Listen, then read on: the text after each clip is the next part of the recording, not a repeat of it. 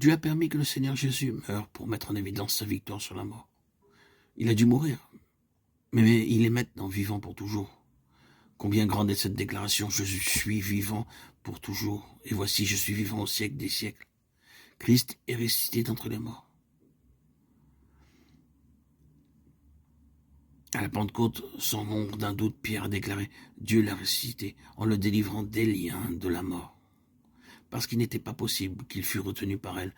Acte 2, 24. Christ est ressuscité.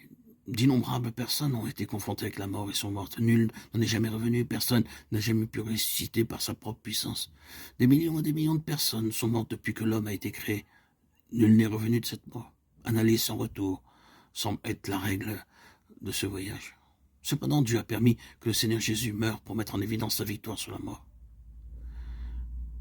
Jésus est vivant. La mort n'a pas retenu le Seigneur, car elle n'avait pas de pouvoir sur lui. La vie de résurrection peut seule endurer la mort. La mort et la résurrection de Christ sont un fait historique, prouvant que la vie de Christ peut endurer la mort et qu'il est capable de passer à travers la mort. Nombreux sont ceux qui ont été confrontés à des situations désagréables et qui, aussitôt, ont eu le sentiment d'avoir été confrontés avec la mort. En passant au travers de la mort, elle manifeste sa capacité de pouvoir sortir vivante de la mort. La vie de résurrection est ce qui peut traverser la mort et cependant vivre toujours. Mais tout ce qui passe par la mort sans pouvoir en sortir n'est pas la vie de résurrection.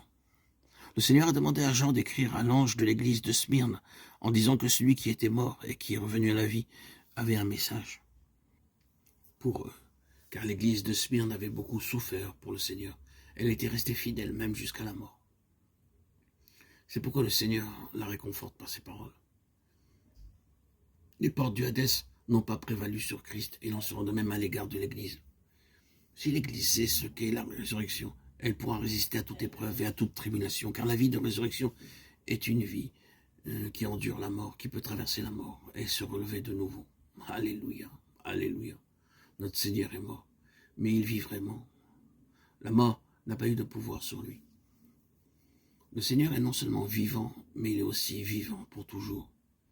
Il est mort une seule fois, et il est aussi ressuscité une seule fois pour toutes.